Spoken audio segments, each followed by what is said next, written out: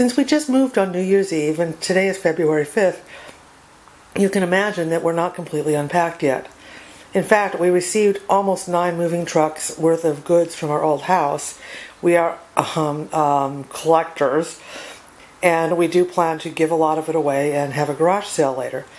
But there was a good portion of it that was coming into my studio and Eric's office. So that's been an area of the house that's been we've been at work at for quite a while. I spend at least 15 or 20 minutes a day in it, trying to straighten things out, find things, and put them where they belong. But in addition to that, several times a week I may spend hours in there trying to figure out where things belong, including furniture and my loom and other accessories. So what I'm going to do right now is give you a brief tour of where we're at in this room. And when we first moved in, I took a few pictures and posted them, I believe, on Facebook. And at that time, all you could see is lots and lots and lots of boxes. Now it's even worse. It's an absolute disastrous mess, although in my defense, I can tell you that yesterday it was far worse than it is today. I made some final decisions about where things go and started moving them last night. So the studio is adjacent to the master bedroom. In fact, we come up the same flight of stairs that we've been looking at here. You can see a little bit of the entrance out into the backyard onto the pool. The stairs are very steep. They are a little bit problematic for my knees and especially for the creps that I have. I have it both in my foot, my right foot, and sadly it jumped last fall, as it's known to do, into my right arm.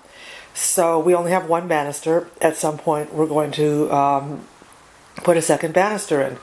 But we come up the stairs and immediately we have a choice between heading into the master bedroom and the closet, which I'm not going to show you right now because they're a mess too and I don't have any really good excuse for that, or making a direct right into the master bedroom, into the office. So when you walk in, this is what you see. We have the 3 displays that we got at Art Day International last year. They actually were displays used in their Las Vegas store, and they look kind of Las Vegas-ish. I'm looking forward to filling them with some of my finished work when I find my finished work. I think I know where it is now. I think it's in a box outside in the front yard, but I'm not quite sure yet. We have a lot of shelving. You just can't have too much shelving for a studio. Not only for books, but for materials and equipment and that kind of thing. And most of it's still a mess because I've been trying to settle in on where things go. But you can start to see, for instance, on the back wall, that's where the books are. I've finally decided to locate the books and magazines. A lot of magazines and publications still down here. Moving on over, I've got some of my displays and pottery, odds and ends, equipment. We have a lot of stuff in here to move around. Some things of Miles's creative that he started. Eric's loom. And as we move around, I'll get closer to the window so you can get a better sense of what we see when we look outside. But there's the window that Sophie started her notorious jaunt on the roof adventure from. She actually jumped up onto this trunk, knocking over all of my glass bottles, which I've not picked up yet. Went out through this window onto the roof, we think in an attempt to find me because I'm in the other house.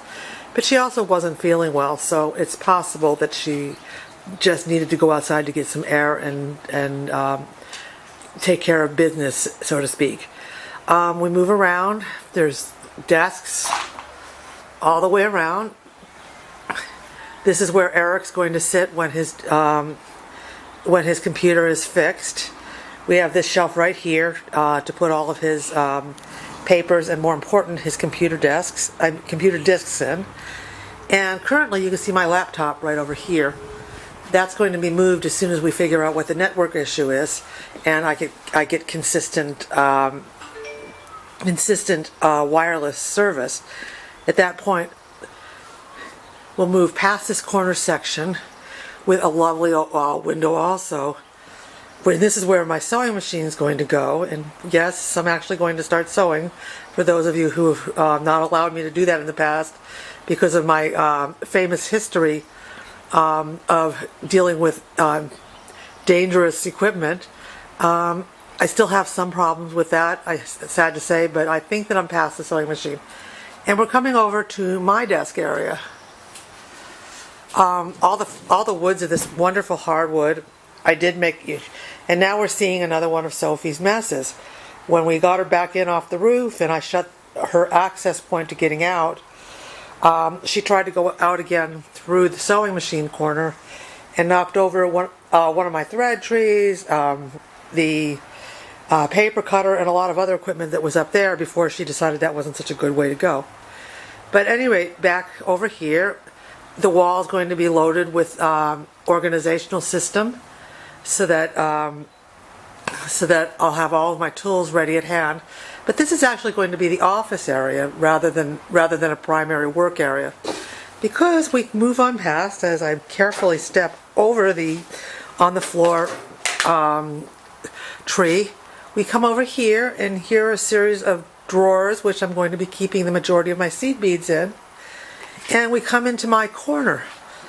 And if you recall, there was a TV version of Cinderella where she sang a song in my own little corner in my own little chair.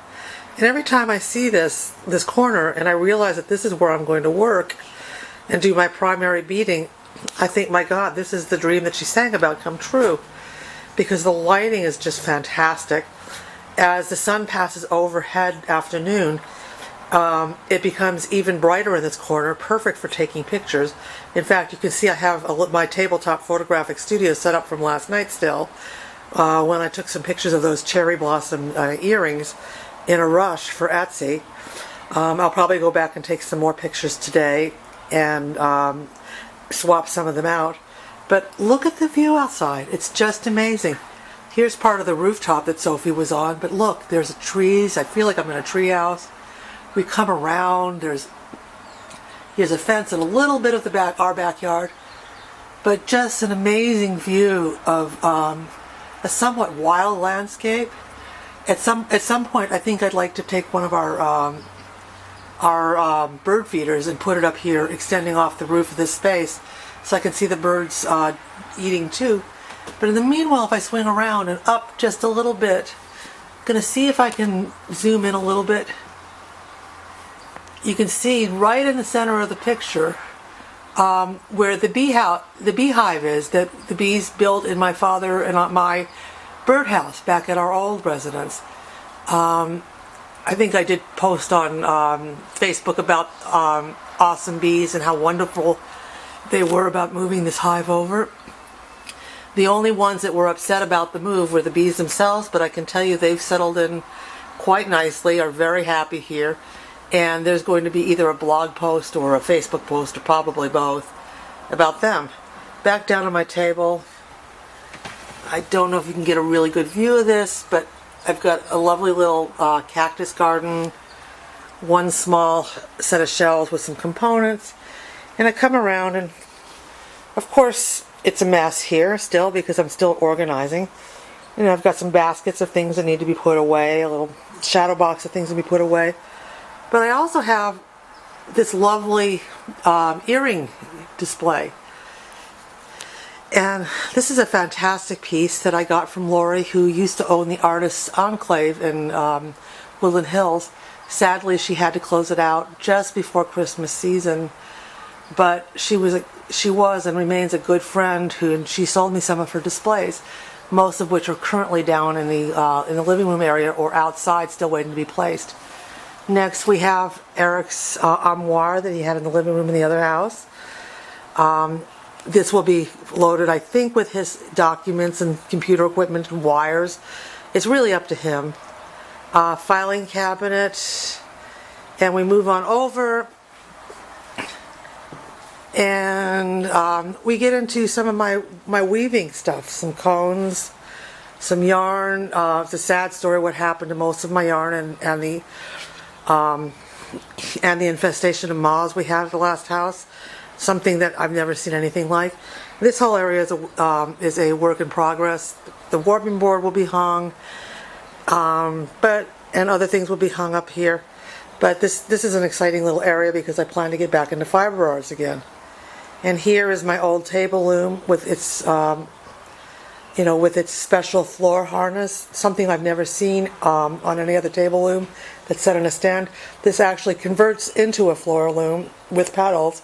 That excites me. And another bookshelf still that's mostly characterized by baskets that I'll be keeping different sorts of things in.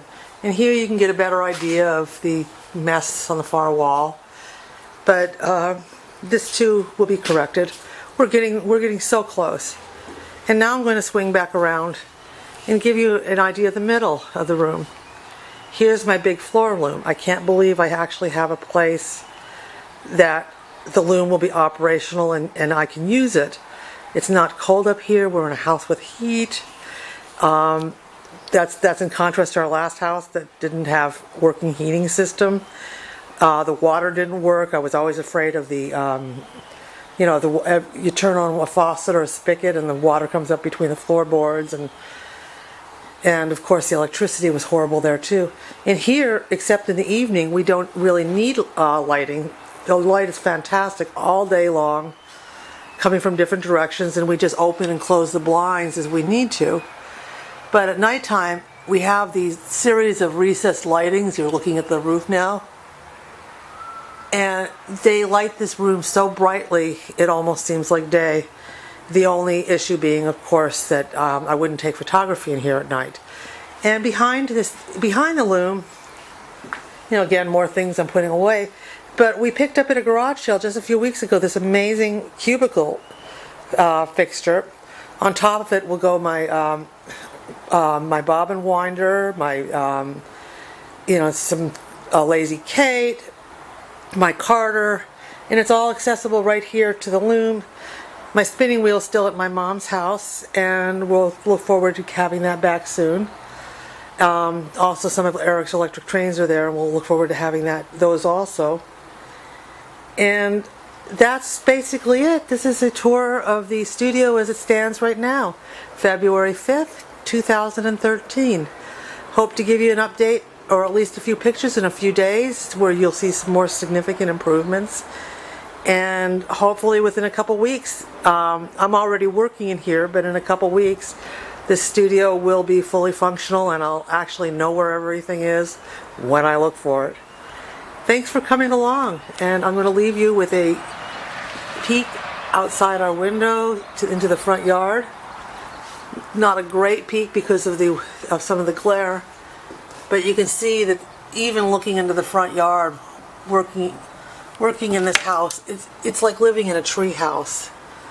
The studio is a dream come true for an artist, and I only hope to do it